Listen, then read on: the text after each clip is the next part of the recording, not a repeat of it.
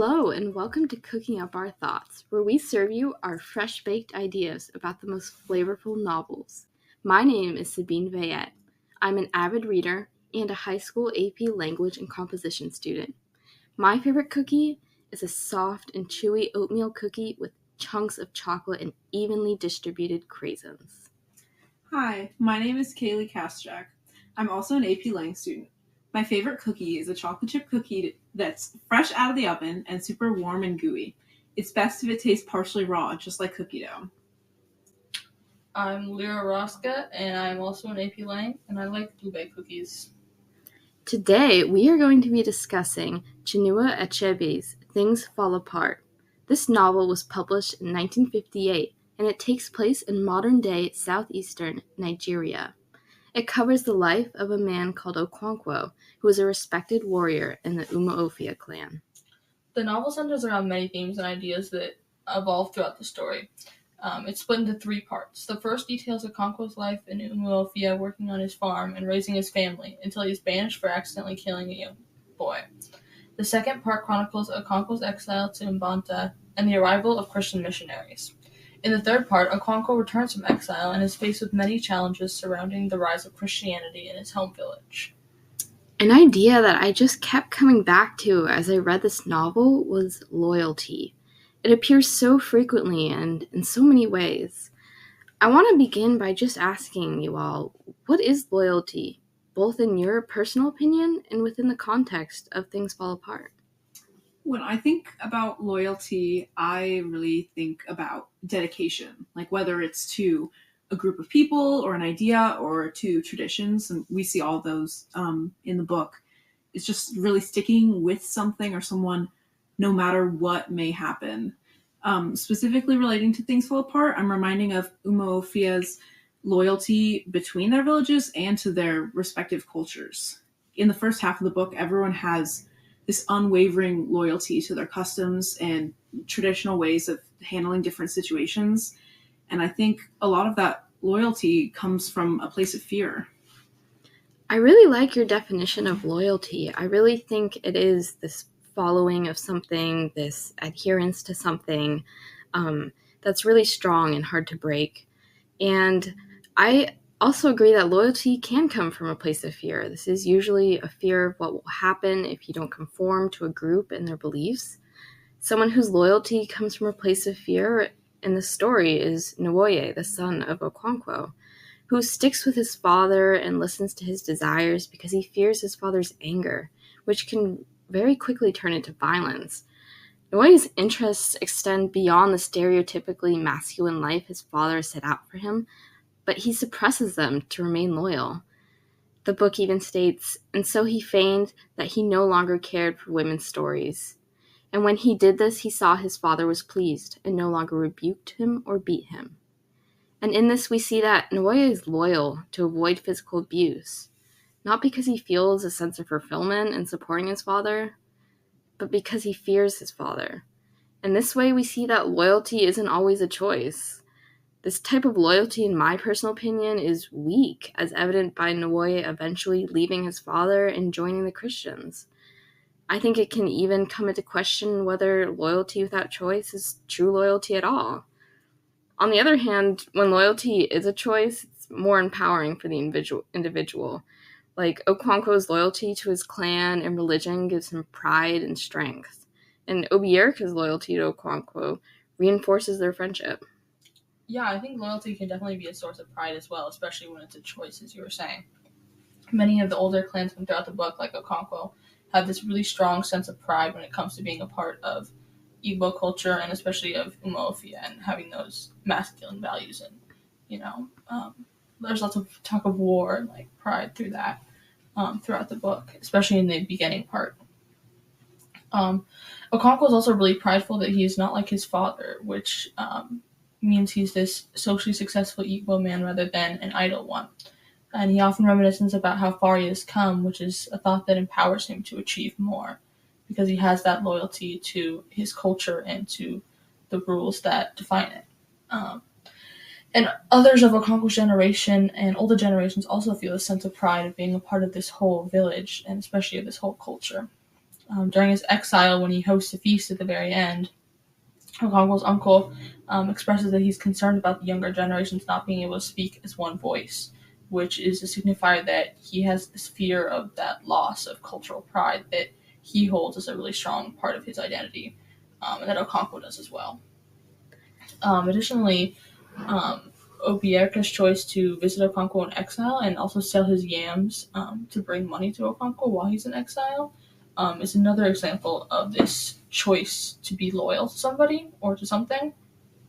And this makes their friendship between Okonkwo and Obierka really strong. It's a really important factor in the novel.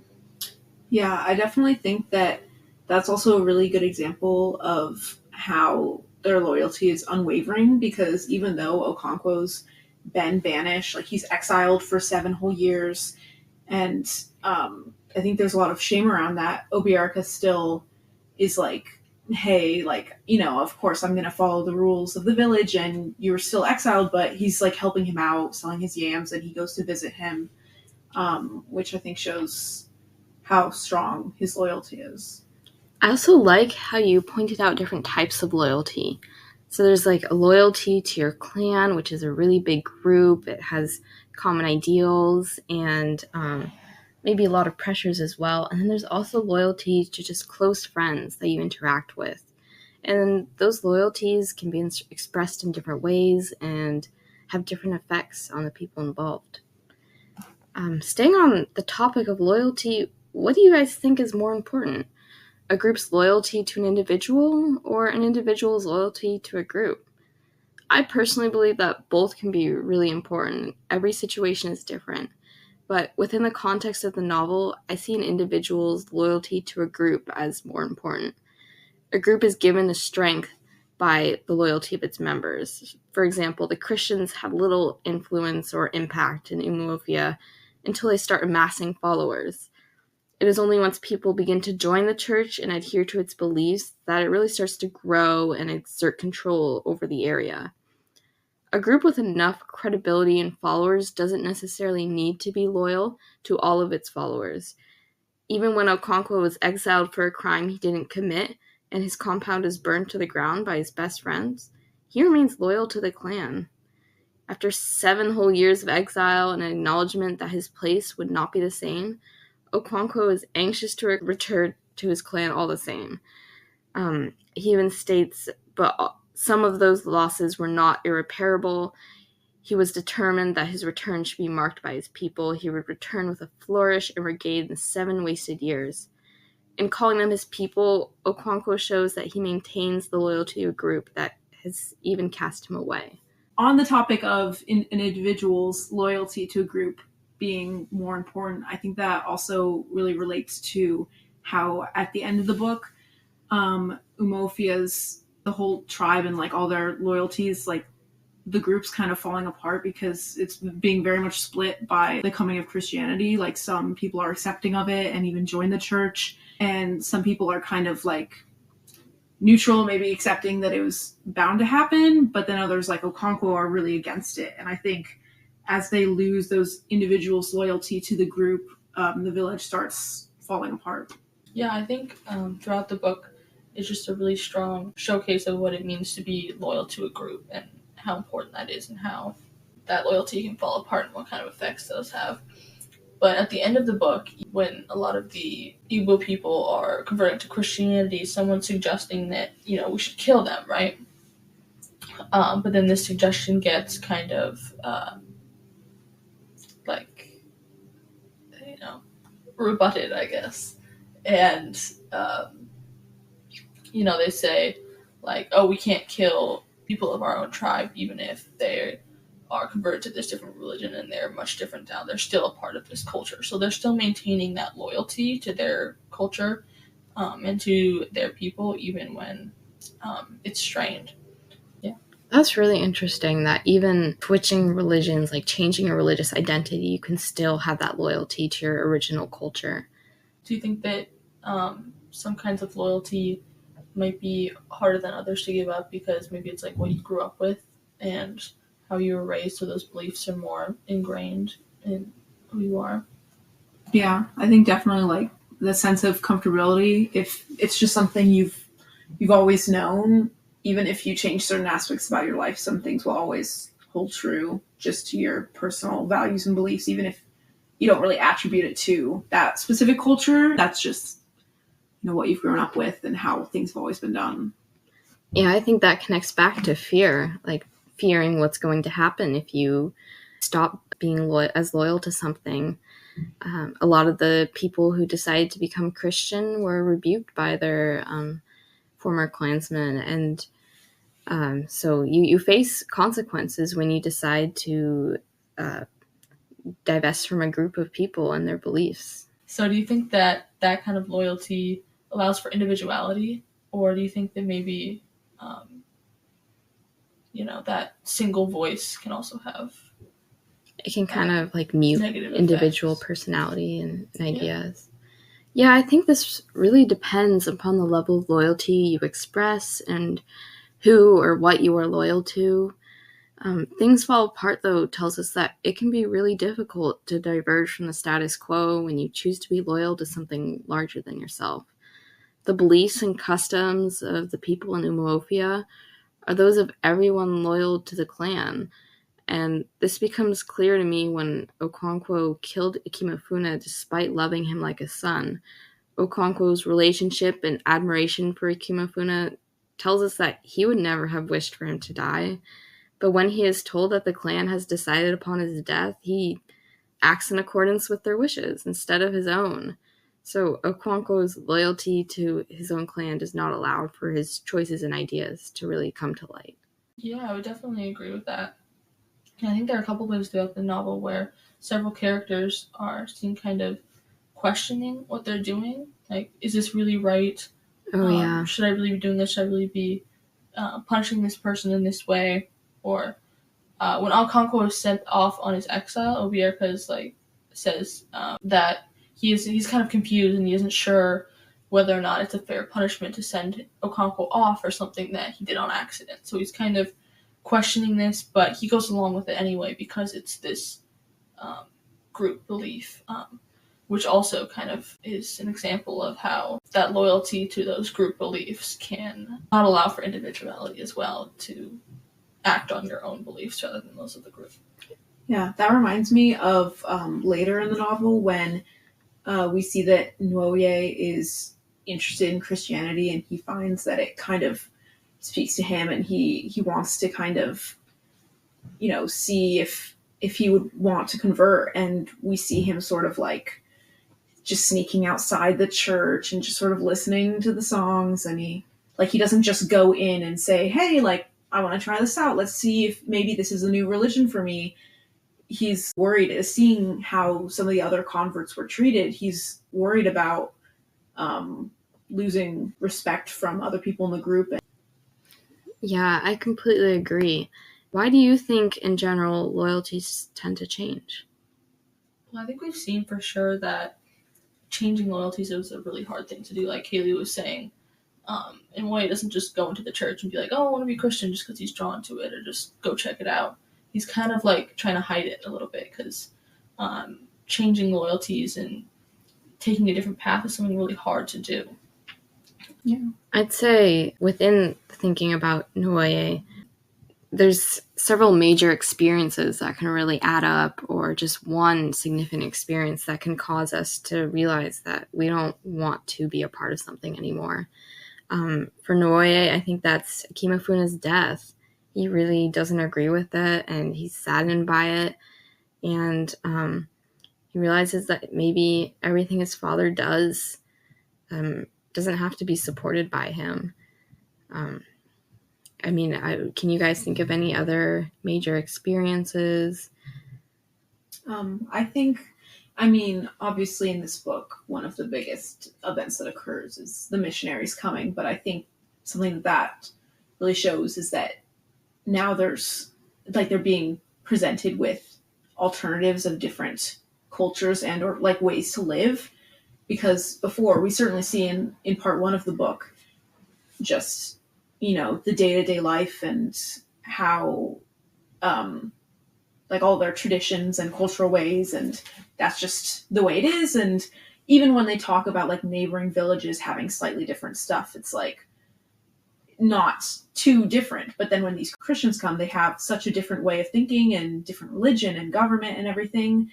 And, it's just a change. And maybe some people, like Lyra was saying before with Nuoe, like they want a change and they didn't know that there were other options like Christianity. So they choose to change their loyalties because once they're presented with them, because they didn't know it was an option before. I know both Obierka and Noye, for example, were presented with the opportunity to become Christian, but Noye's desire was so much stronger and so much more urgent. He was being almost abused at the hands of his father, so he really felt the need to change.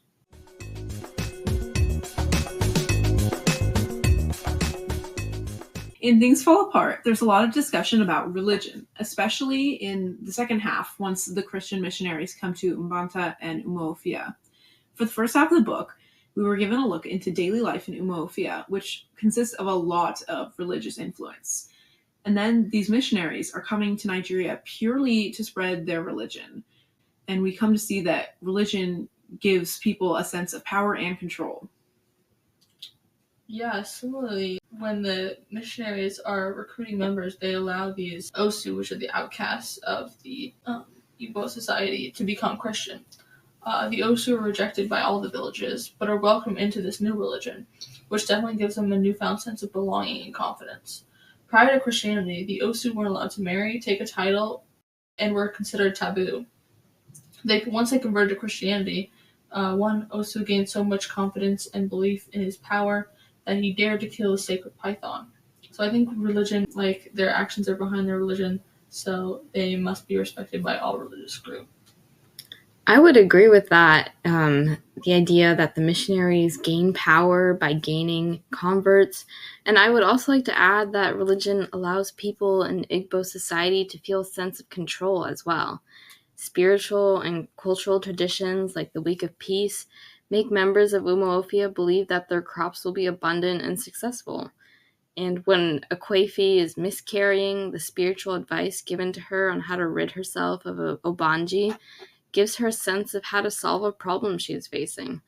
I think people often turn to religion to feel like they can have a say in what usually feels out of their control. It's this idea of religion providing people with a sense of power and control, or at least the illusion of it, appears all throughout the novel, but it really centers to several key events. I think one of those key events is definitely towards the end of the book, when the Egwegu come to the Christian church and they talk to Mr. Smith, and they basically tell him, like, hey, there's nothing you can do.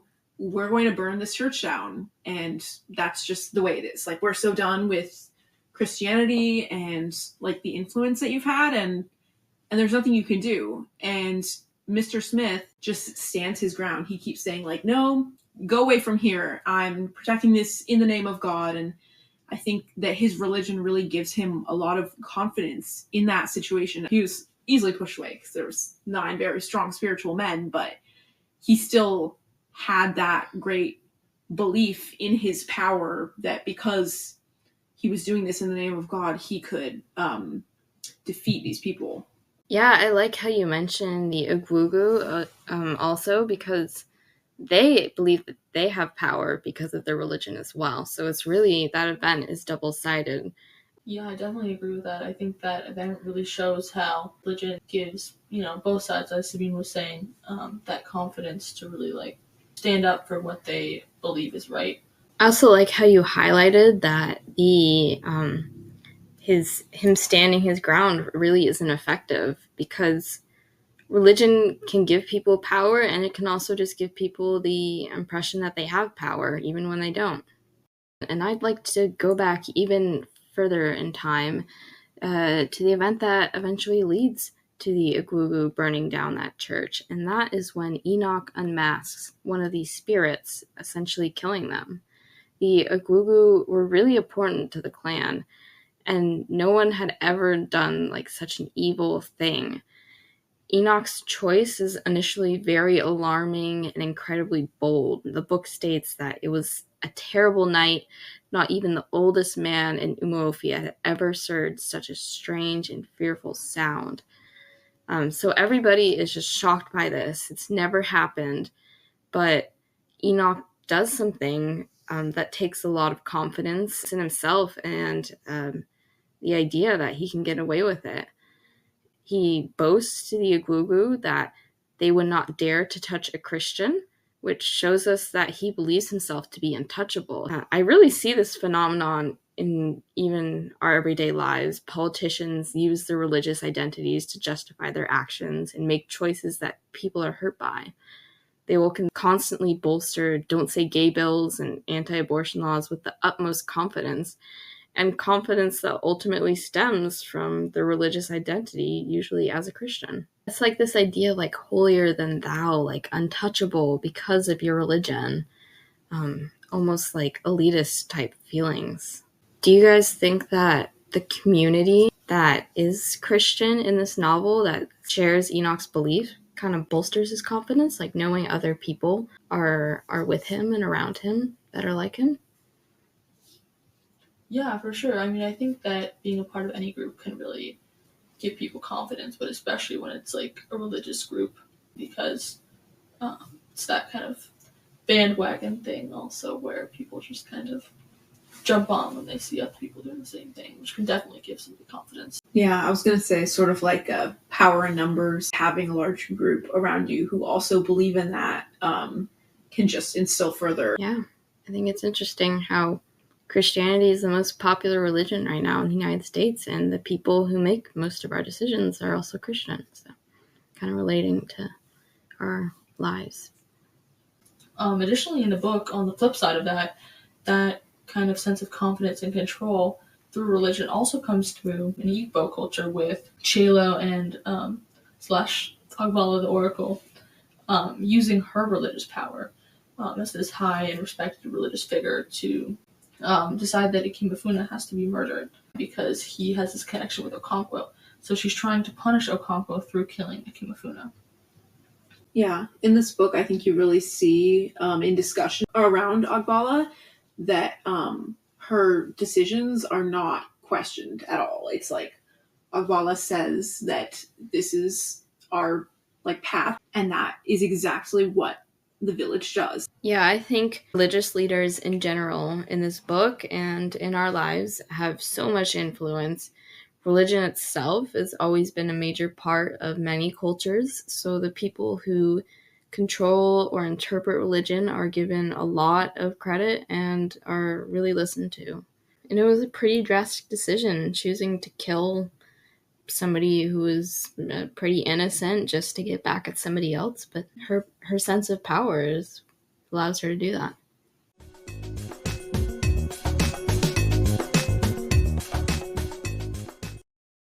Change is an essential component to the storyline of this novel. Change is constantly occurring, and while some characters more easily accept it, others see the very fabric of their lives falling apart.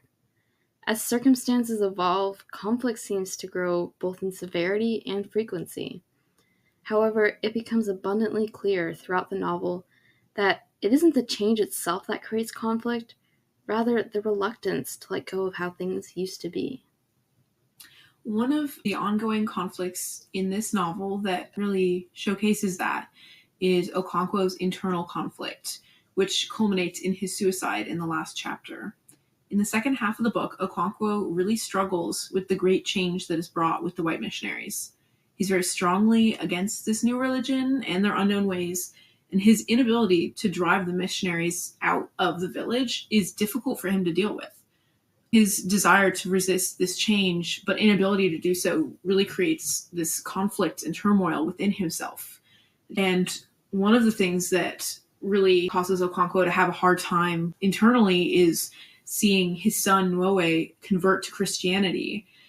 I think one of the last things we see is him actually threatening to kill Nuowe if he doesn't tell Okonkwo where he's been when Okonkwo knows he was at the church. And it's really just upsets Okonkwo knowing that even his own son has adapted these Christian ways that he is so strong, that Okonkwo is so strongly against. And he says, why, he cried in his heart, should he, Okonkwo, of all people, be cursed with such a son?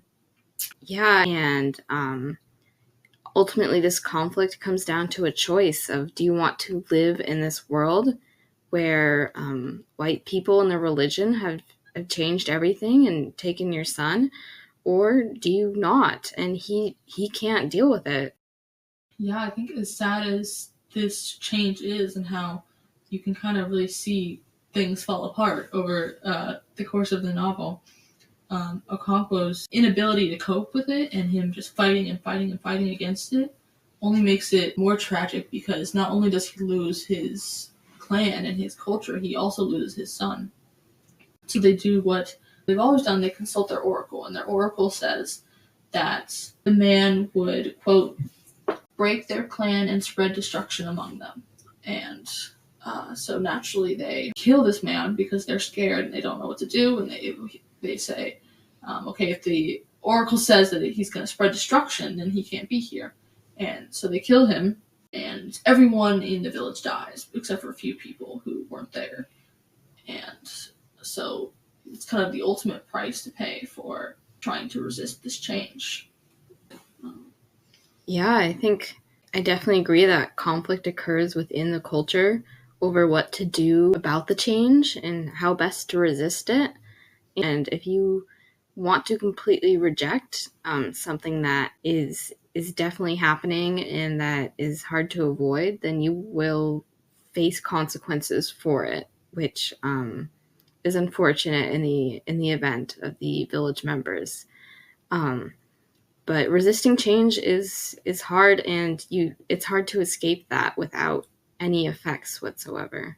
I think that in this book we kind of see two different choices that were made in two different villages about how to deal with these missionaries. Like in Abame, obviously, they chose to tackle the situation with the first missionary they saw. And then in Umuofia, we see they're slightly more accepting of the missionaries, but they just handle it in a different way. They believe that the gods won't let these people be here if they're not good.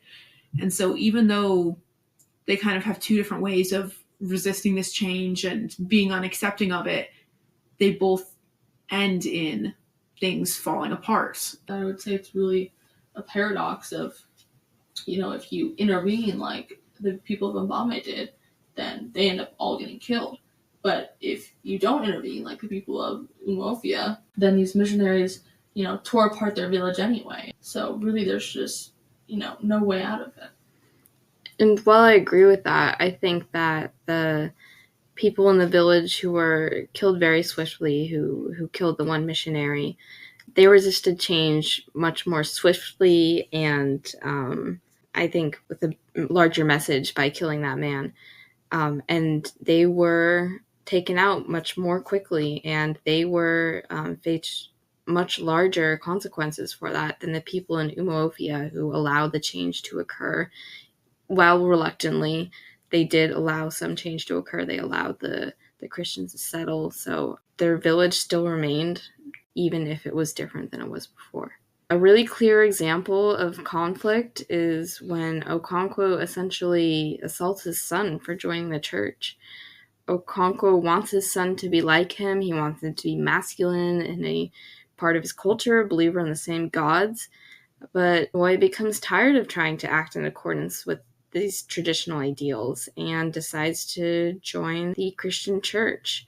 And this causes Okonkwo to act out in a violent manner, which we can see that Okonkwo's reluctance to allow Nwoye to change and become who he wants to be has caused him to enter a conflict with his own son.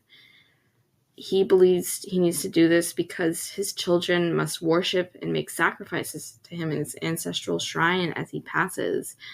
A quote from the book is, "Suppose when he died, all of his male children decided to follow Nwoye's steps and abandon their ancestors.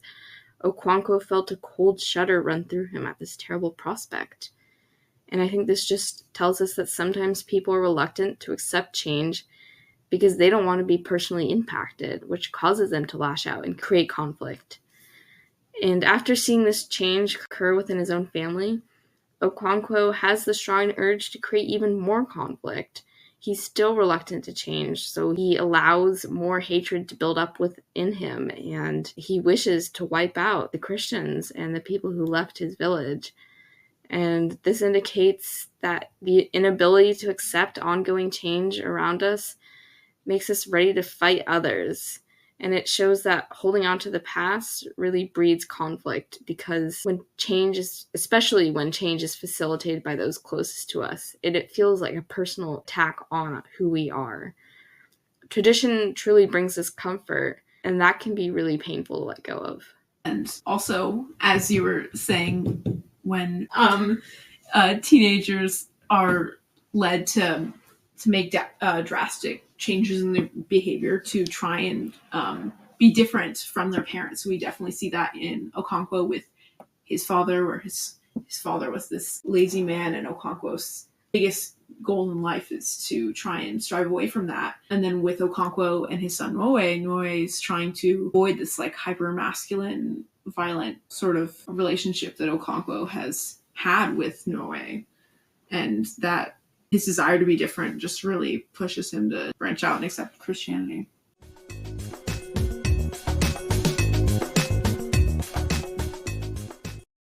This was certainly a very interesting read. I learned so much about religion and power, what it means to undergo change, and the importance of loyalty, among many other lessons and ideas. I also think that it was a really good rebuttal to the novel The Heart of Darkness, especially in the very last chapter when one of the missionaries discusses including a story about Okonkwo's tragic death in the book that he's writing. He says, "The story of this man who had killed a messenger and hanged himself would make an interesting read." And I just think the lack of empathy and really focus on themselves it's really interesting to me. And I think it was kind of perfectly highlighted how Heart of Darkness was written. I think this book was very insightful into pre-colonial Nigeria, which is a perspective that, we in the West rarely get, and an important perspective to counter that harmful common narrative of colonization that we do see in books like Heart of Darkness. They were written from the colonizer's perspective. And I think Achebe is a talented writer, and I would recommend this book to anyone and everyone. We hope you all enjoyed listening to this episode of Cooking Up Our Thoughts. Thank you all for tuning in. We hope you read some good books and eat some delicious cookies.